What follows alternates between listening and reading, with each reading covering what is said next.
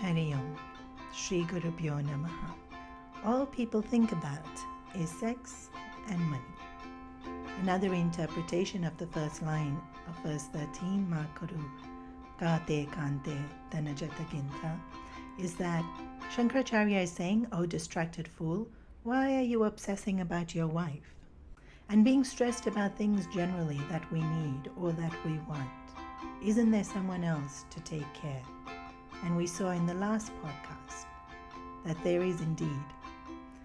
So instead of stressing, Bhajagovindam is asking us to Trijagati Sajjana Sangati Reka, to build a boat to cross the ocean of samsara.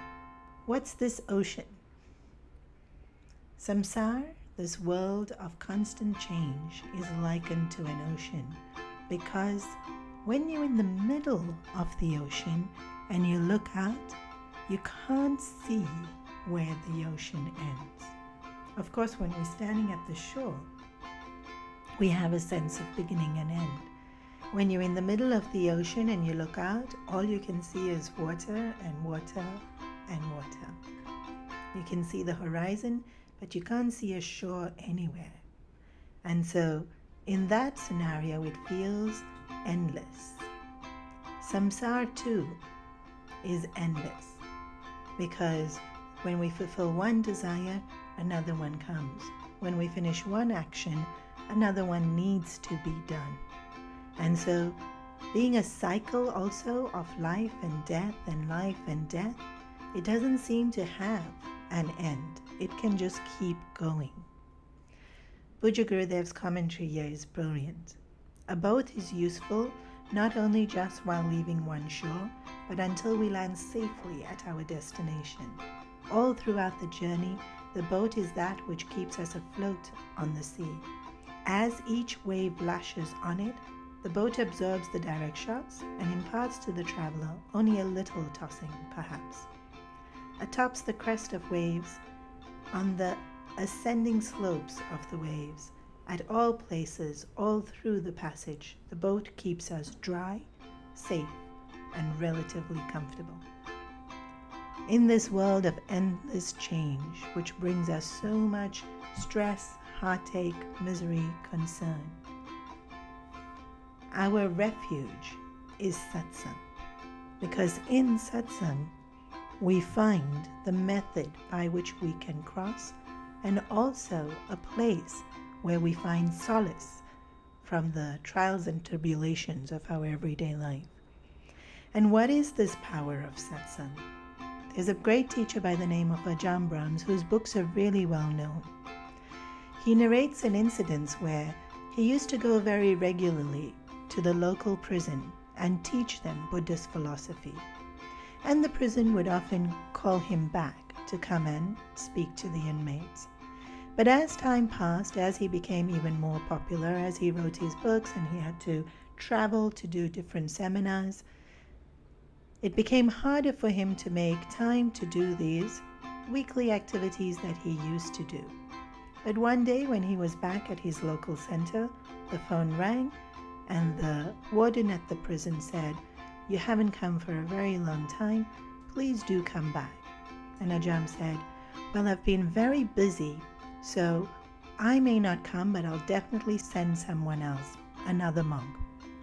And the warden replied, No, we want you, and only you."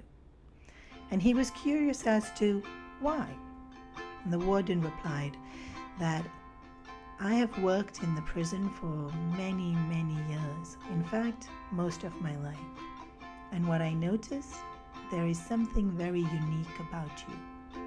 All the prisoners who attend your classes have never returned to jail once they were released. So please come back." Ajahn was very touched by this comment, but it also made him contemplative. It was a compliment, no doubt, but why? What made him different? What made his impact on the prisoners apart from the others? And he realized that he had never seen those people as criminals. He says, I have seen many people who had committed murder, but I have never seen a murderer. I have seen many people who have stolen, but I have never seen a thief. And he realized that with his purity of love, when he looked at people, it healed them. It helped them see themselves not as criminals. In satsang, when we spend time with people who have such pure hearts, it changes our vision.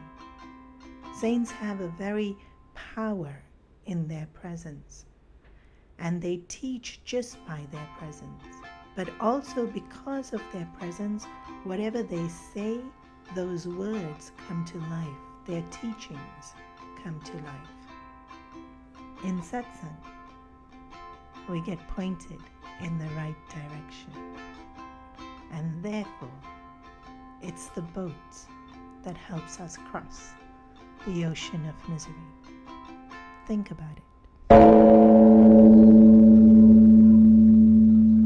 For more in-depth talks from Swamini Supriyananda and other excellent teachers of the Chinmaya mission, you can subscribe to ChinmayaClicks.com.